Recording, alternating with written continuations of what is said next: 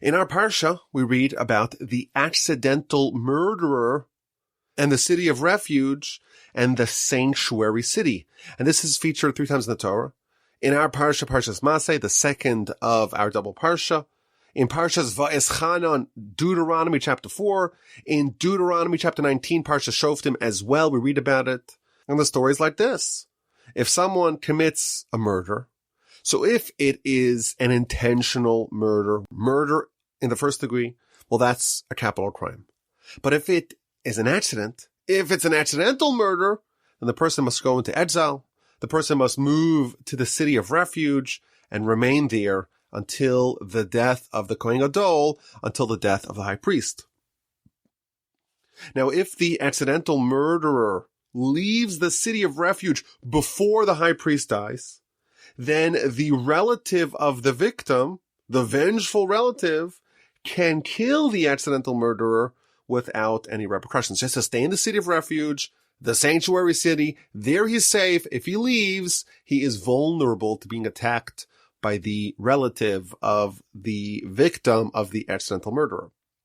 Now, what exactly is a city of refuge? So the Torah tells us that there are 6 designated cities, 3 on the east bank of the Jordan and 3 in Israel proper. And they are equidistant from each other so that the accidental murderer is never too far from the city of refuge. Plus, there are also 42 Levite cities that also double as cities of refuge. And there's some slight differences between the two, but those 42 cities as well can be a place where the accidental murderer can escape to. The Talmud actually tells us that the top of the altar can perhaps also serve as a refuge for the accidental murderer. But when we speak about the city of refuge, we're most often referring to these 6 cities that an accidental murderer must relocate to in the event that they kill someone accidentally. Now, these cities are otherwise regular cities. There's other people who live there as well. And they have to have the amenities of a regular city. It has to have a good water source. It has to have a good economy. And it has to have a decent population. But it cannot be too big of a metropolis because then the vengeful relative would go there perhaps often. And the Talmud tells us that to clear the paths to the city, it has to have well-marked directions and signposts so that the murderer can flee there and know where they're going. And the Rambam, when he talks about the cities of refuge, he tells us that there cannot be any obstacles leading to the city.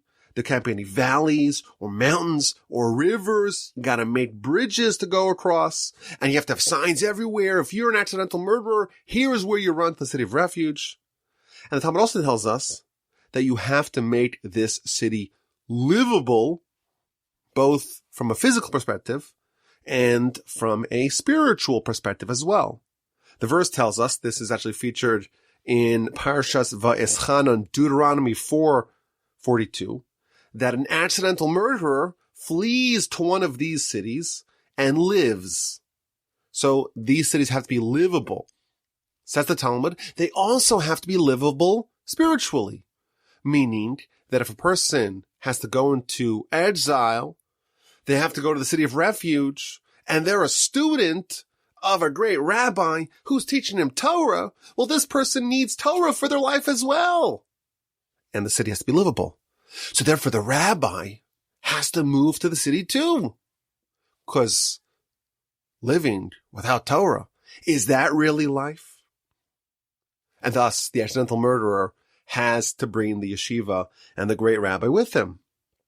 Today, perhaps we could say that so long as you have data and bandwidth and you're able to download the podcasts, maybe the rabbi would not need to move there with you. Moreover, we're told in the Talmud that the city has to be a righteous city. It has to be a city that has elders. And the accidental murderer moves to the city. And once you're in the city, you cannot leave. And even if there is a mitzvah to be done outside the city, if there is testimony that only you know, you cannot leave the city to testify about it. And even to save a life.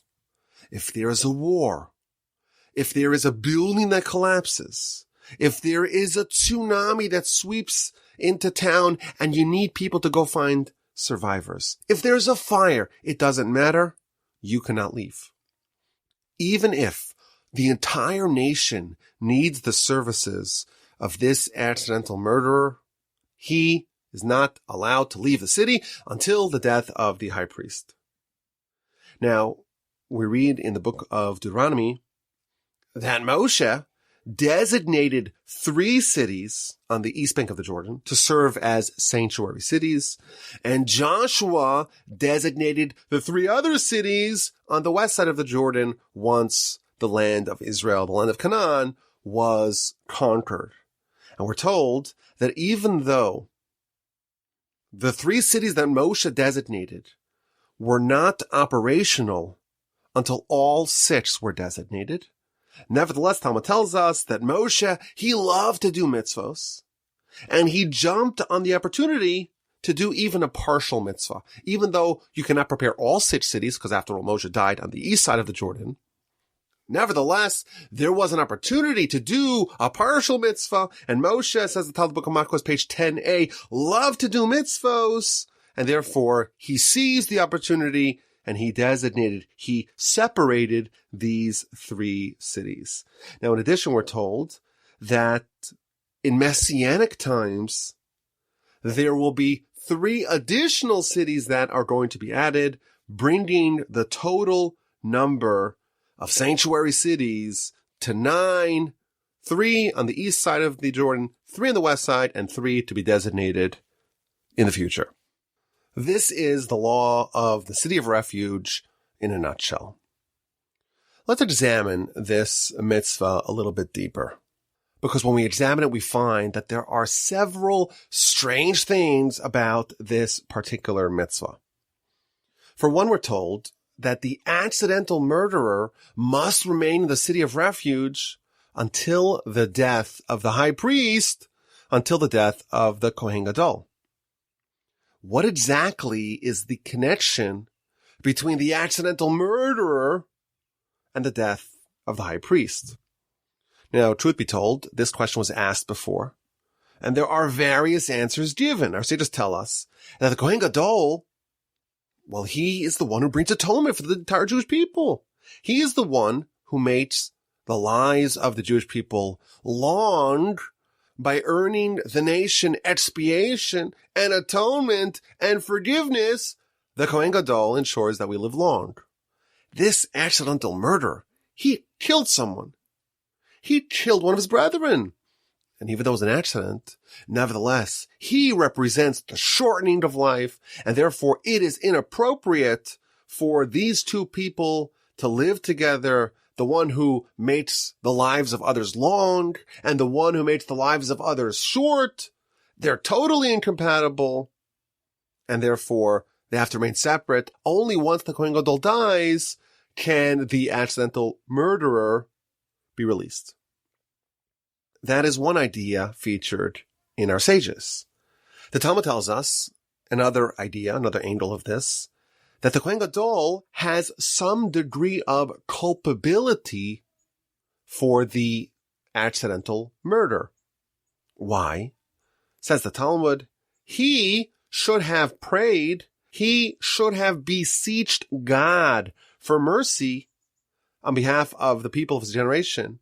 And therefore, any accidents that happen can be placed at his feet, and therefore his death, so to speak, when he is punished, if you will, for not fulfilling his duties properly, for not executing the responsibilities of the office of the Kohen Gadol properly, that releases all the accidental murderers.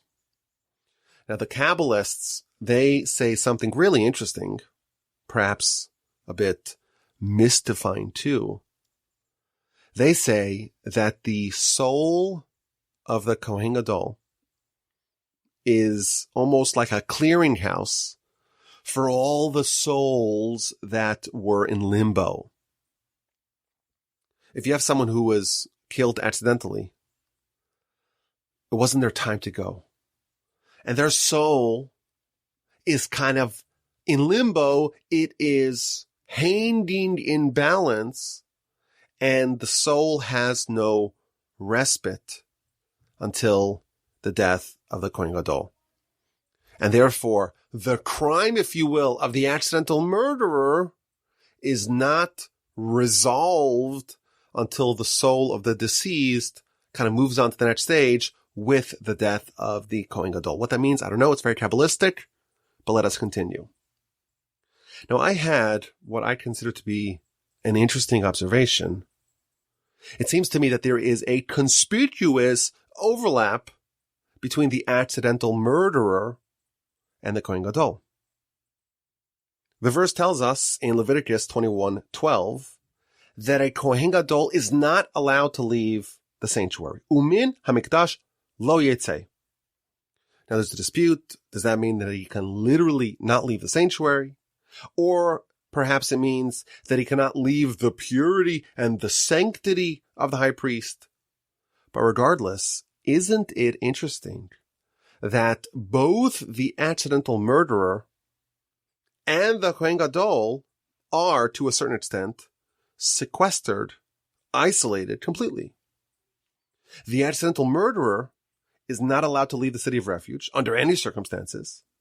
And the Kohen Gadol is not allowed to leave the sanctuary or the sanctity of high priesthood under any circumstances. And they do indeed leave at the same time. When the Kohen Gadol's watch has ended, when he finally gets to leave the sanctuary, when he dies, the accidental murderer leaves the city of refuge as well. So it seems like to me that the connections between these two seem to ride quite deep. Additionally, I find it really interesting that we're told that there will be 3 more cities of refuge in Messianic times. And I think this raises a question. Why will there be a need to add more cities of refuge, more sanctuary cities for accidental murderers in Messianic times? Are there going to be more accidental murderers in Messianic times? I would have imagined that during the utopian era of the Messiah, there will be fewer accidents. Why do we need more sanctuary cities, more cities of refuge in Messianic times? A third point to ponder is the vengeful relative. That the person was killed, the victim, they have a relative. And in the event that the accidental murderer leaves the city of refuge before the death of the high priest, the relative, the vengeful relative, is allowed to kill extrajudicially, to kill the murderer without any repercussions. Now, the Talmud tells us in the book of Sanhedrin, page 45b, suppose the victim does not have any relatives. Who is the vengeful relative? So I would have thought, well, if there are no vengeful relatives, then the accidental murderer has nothing to worry about. You could leave the city of refuge, and there are no relatives of the deceased. You could leave without being scared, without being worried that someone's going to come and pounce upon you and kill you. But the Talmud tells us that actually, in the event that the victim has no relatives, the court will appoint a relative, so to speak, even though they're not related, who can kill the accidental murderer without repercussions should he leave the sanctuary city. Now, what do we make of that? And I think in general, this entire subject is somewhat foreign to us. And as we always try to do, we ask the question, hey, if this is a mitzvah we cannot do, we don't have a Jewish system of laws in place, we don't have cities of refuge, we cannot fulfill this law, is there anything for us to learn? Under our current circumstances, what do we make of the accidental murderer, of the city of refuge, running away, waiting till the Kohen Gadol dies, spending your time in the city? What do we make of this? Is there anything for us to learn here? So I want to suggest a new approach. Now, before we begin, I want to make it clear. I don't think this is the only way to view this subject. I don't claim that this is the simplest interpretation of the subject. I am fully hereby acknowledging that this is a novel and homiletical approach. You have been warned. Let's begin. Moshe designated the 3 cities on the east bank of the Jordan that will serve as cities of refuge. And even though they won't be functional until Joshua designated the other 3, nevertheless, Moshe set aside the first 3 cities. Why? So, we already quoted the Talmud earlier. Moshe was preternaturally voracious in getting mitzvos. The Talmud compares him to someone who loves money and is never satisfied with money, and he grabs what he can. Moshe loved mitzvos and was never satisfied with mitzvos, and any opportunity that he had to do another mitzvah, he ran and he said, you know what, this is only a partial mitzvah. I'll do what I can. And he designated the 3 cities on the east bank of the Jordan. Now our sages give us another reason why Moshe designated the 3 sanctuary cities. The Midrash tells us that Moshe had a special affinity for this mitzvah in particular. Why?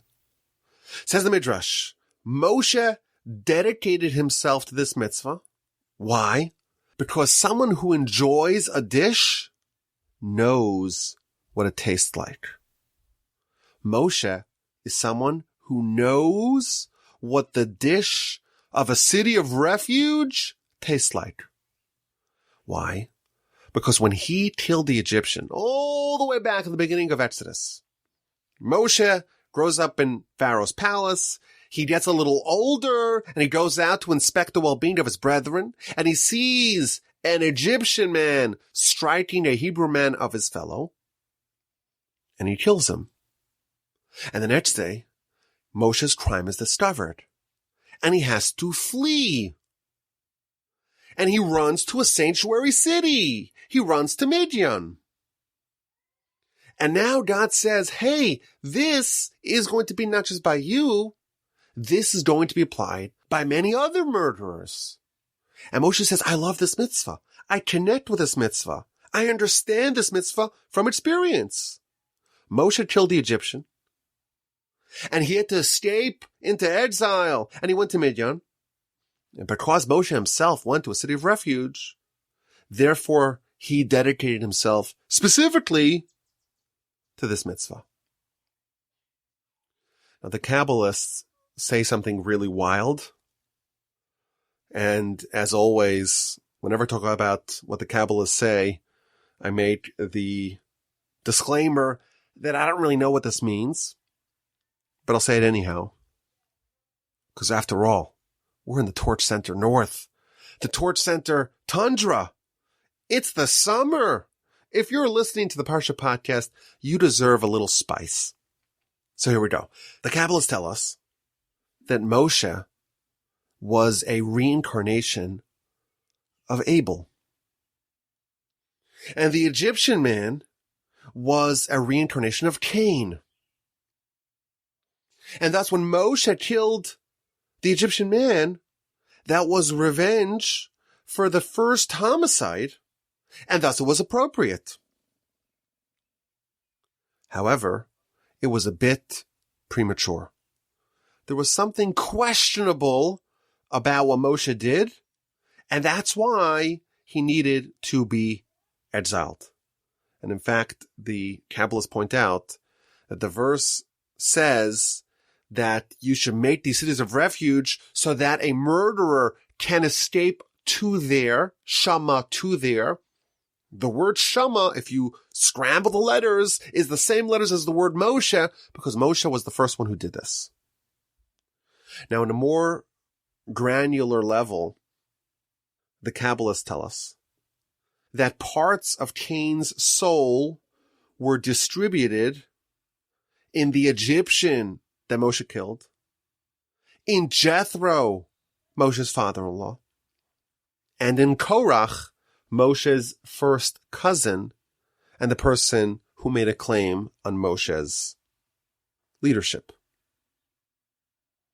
And Moshe killed the Egyptian, and Jethro, he was able to remove the aspect of Cain that was within him and became righteous and converted. And Korach, he was swallowed up in the ground in a way reminiscent of what happened to Abel, that Abel was swallowed up in the ground. So that's a little bit of a Kabbalistic twist on what's happening over here. Moshe is killing the Egyptian man, and on a certain level, on some sort of spiritual plane, this is a way of rectifying the first homicide when Cain killed Abel. And obviously this is very advanced stuff here that the Kabbalists are telling us. But regardless, there is an astonishing idea in this midrash. On a certain level, to a certain extent, the first accidental murderer was Moshe. And the first city of refuge was when he escaped to Midian after murdering the Egyptian man who was striking the Hebrew man of his brethren. How intriguing. Now, how old was Moshe when he went out to his brethren and killed the Egyptian man? So opinions differ. Some say 12, others say 20. But regardless, it was many, many decades later when Moshe returned, aged 80, to begin the Exodus and to save the nation.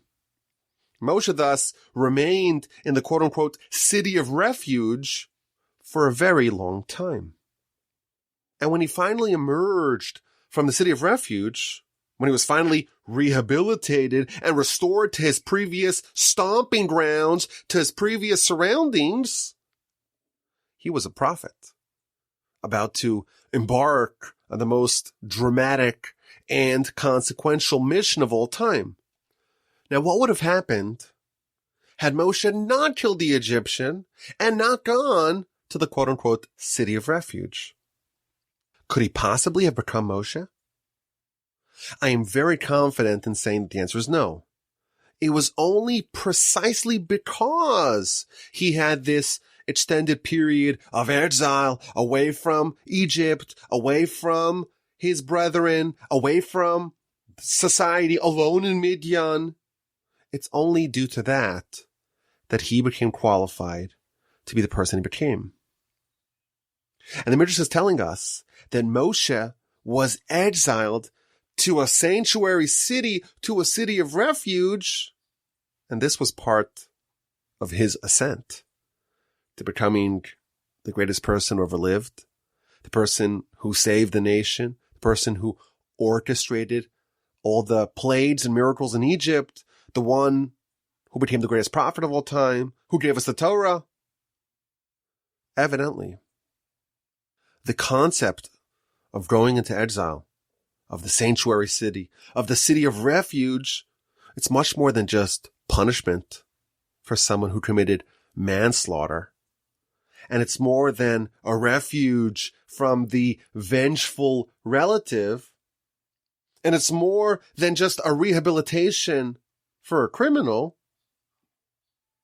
It's an incubator for greatness. If our sages tell us that Moshe had a particular affinity for this mitzvah, he benefited from it. To a certain extent, Moshe himself went to a city of refuge. And we know that he emerged from it as the person who could save the nation from Egypt. It must mean that this kind of experience is one that can lead to the development and actualization of latent potential. Had Moshe not gone into exile, he would not have become what he became. And for all of us, perhaps we can suggest there must be an incubation period where our natural innate abilities get developed and honed and surfaced. To a certain extent, we can all benefit from a trip to the incubator, from a trip to the sanctuary city. Today, the law of the accidental murder is not followed. We have no system of Jewish law in place. We have no network of Jewish courts. The cities of refuge are not all activated. But this idea is very much present in our lives. Perhaps we can suggest no actual, dramatic, transformative greatness can emerge without some sort of sanctuary city-like incubator period. Let me explain what I mean. One of the central tenets of our philosophy, and one of the ideas that we try to discuss a lot on the Parsha Podcast, is that we were not placed here to be average. The Almighty demands that we become big, that we become special. And each and every one of us are given extraordinary tools and abilities that, developed and actualized properly, can result in us becoming special. When we start off, we're raw, we're undeveloped, we're potential. The city of refuge concept, of course, it's a punishment, it's a salvation, it's rehabilitation, but it also functions as an incubator to help someone develop themselves into the person that the Almighty created them to become. And today, we don't have actual cities of refuge. We don't have actual sanctuary cities, at least not the way they're defined in the Torah. But I think we can all benefit from this aspect of the ancient sanctuary cities. All of us can benefit from having a period of incubation where our skills, where our abilities, where our talents can develop and flower. And I think if we study exactly what is done to this person, what situation are they placed in, I think we see perhaps how indeed our own abilities can be surfaced, can flourish. So the person who killed accidentally is sent to the city of refuge and is given everything that they need to live and flourish. But their world shrinks. His world narrows. There is a certain degree of constriction. You cannot leave the boundaries of this city. There's a certain elimination of perspective. There's a certain narrowing of possibilities. There's a certain intense focus on a much smaller scale. I think this applies to anyone that wants to become great in anything. If you want to be the world's greatest tennis player, or pianist, or writer, or you want to become whatever it is, in any area that you want to develop, you need to focus on that. You need to concentrate on that. You cannot become a generalist, a jack of all trades, someone who tries and tests everything. Let's test this for a little bit. Oh, it doesn't work. Let me test that for a little bit. Oh, that didn't work either. And you test a million things, and then you have a lot of exposure, but it's all an inch deep and a mile wide. There's a certain elimination here of options, a certain constriction of perspective, and you focus in on one thing and you eliminate a lot of other things. And that is a condition where the abilities that you have can indeed surface. There's also an element of hard work done in obscurity. Whatever's done in the city of refuge is done away from the crowds. It's removed from others. There's no glory. There's no accolades. There's no plaudits, no honors, just hard work. And it's very meaningful and personally gratifying, but others are unaware of it. You are laboring in obscurity, preparing for the big stage. Moshe wasn't just twiddling his thumbs in Midian waiting to be called up to the big leagues. He was working himself. He was developing himself. He was becoming the person that would qualify to lead the nation out of Egypt.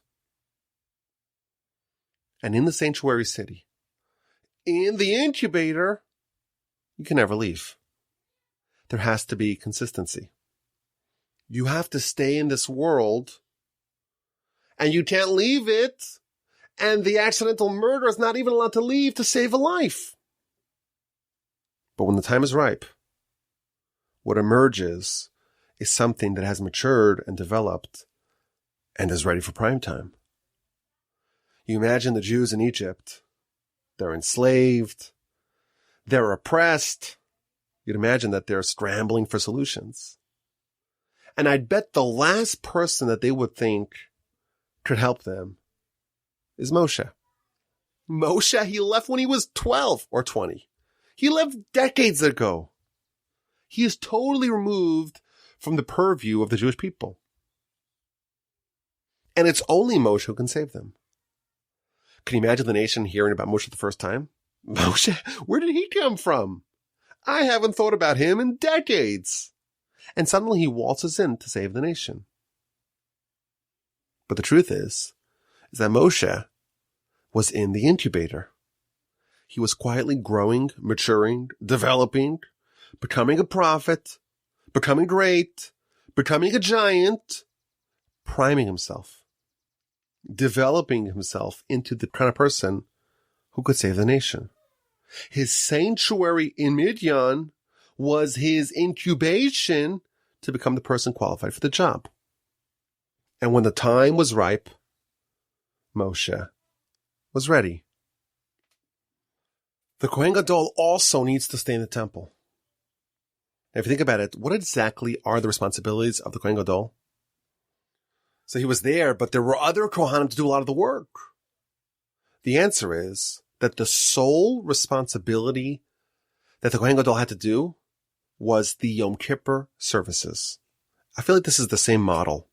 It's a certain narrowed focus, a certain laser-like focus to be able to concentrate all of your efforts into the most critical national need, namely the securing of national atonement, and to start off another year with a clean slate. Don't leave the temple. Don't busy yourself with too many things. Don't spread yourself thin. Concentrate on that one thing. Put all your efforts into one specific powerful point. Narrow your focus. Abstract away everything else. You can't live everywhere you want. You have to live here and here alone. This is your world. Everything that's outside of that is not something you should focus on right now. The Kohen Gadol is primed for greatness. But to do that, he has to eliminate a lot of those distractions.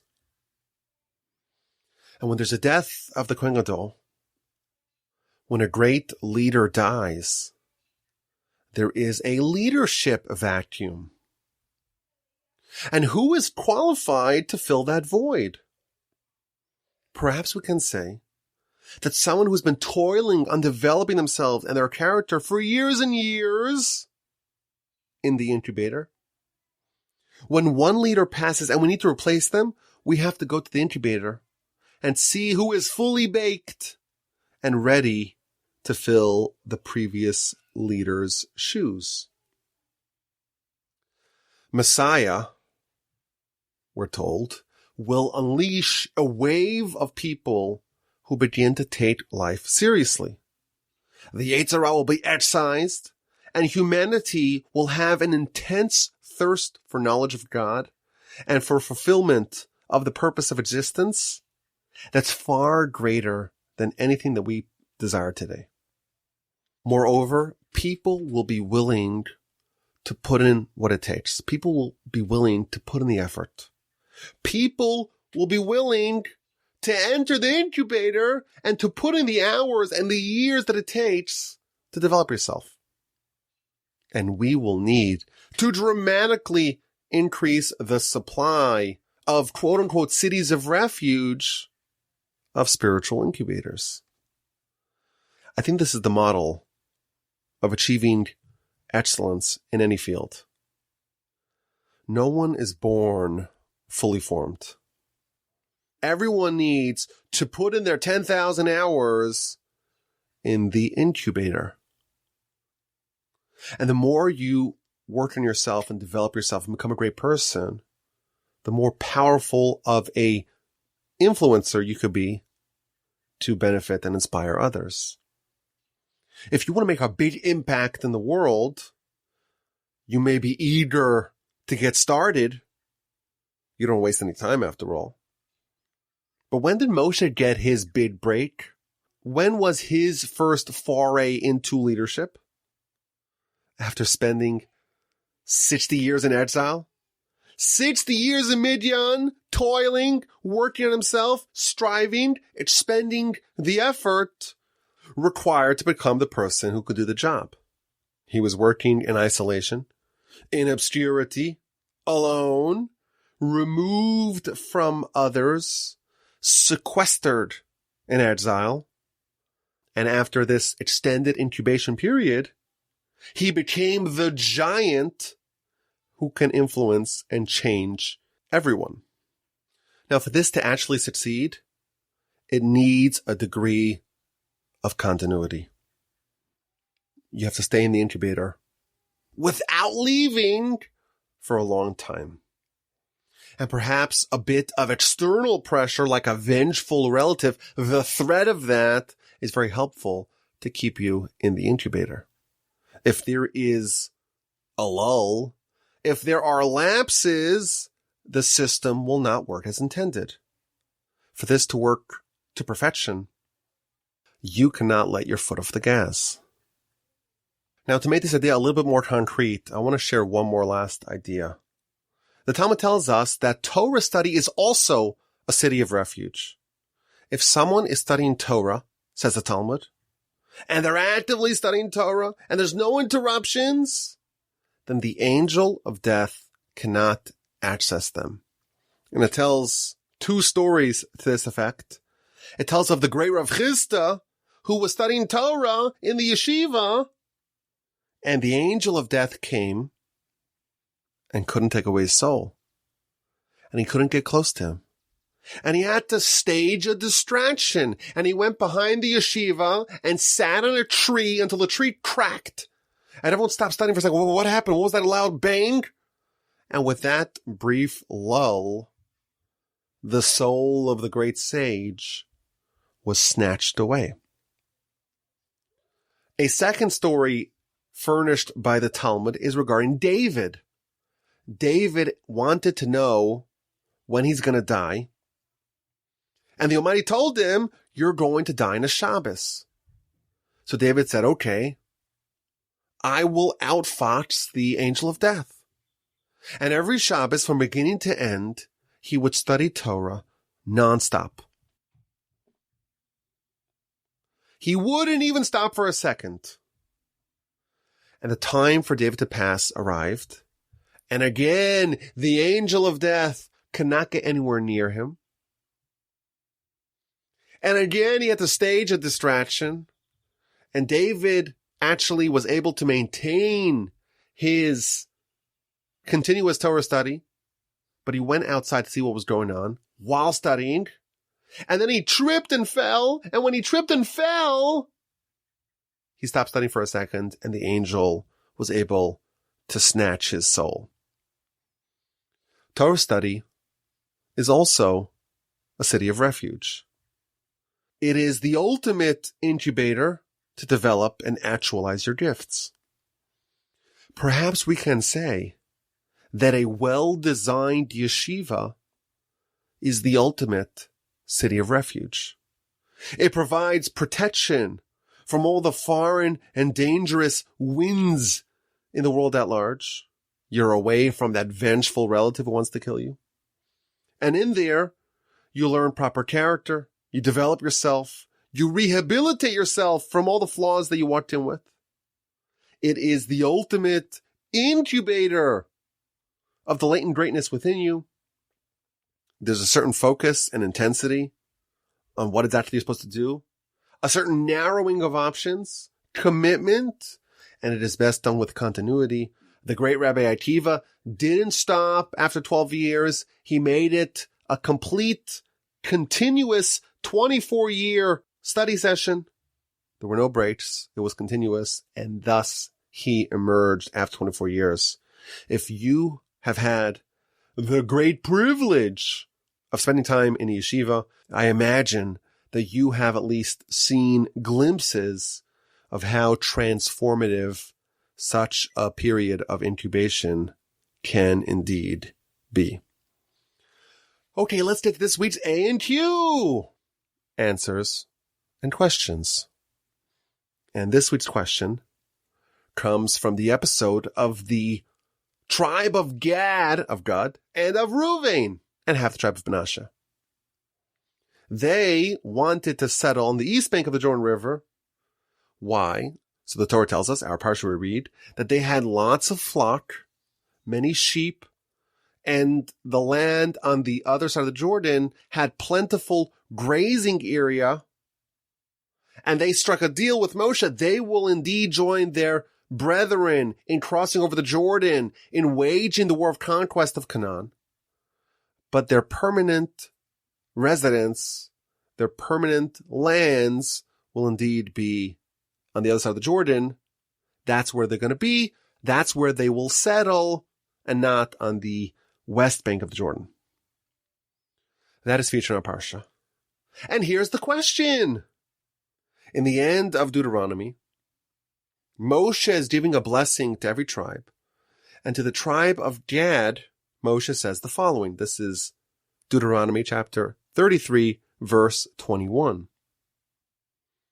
He chose the first portion for himself, meaning that Gad chose a portion, the lands of Sichon and Og, the lands on the east bank of the Jordan, which was the first portion of the land that was conquered by the nation. Continues Moshe. For that is where the lawgiver's plot is hidden. Because Gad knew that that's where Moshe is going to be buried. So here's the question. Why did the tribe of Gad want the land on the east bank of the Jordan? Was it because of the plentiful grazing area? Or was it because that is where Moshe is going to be interred? If you have an answer to this question, please have an email, rabbi@wolbe.com. And if you spell it incorrectly, I'm not going to get the email. Rabbi Wolbe, WOLBE, @gmail.com. Now, last week we asked a question as to why the Torah separates Pinchas's zealotry from his reward. And my friends Adam, Carlos, and Noah offered versions of the following answer that I really like, that I want to share with the rest of the amazing Parsha Podcast audience and family. And that is as follows.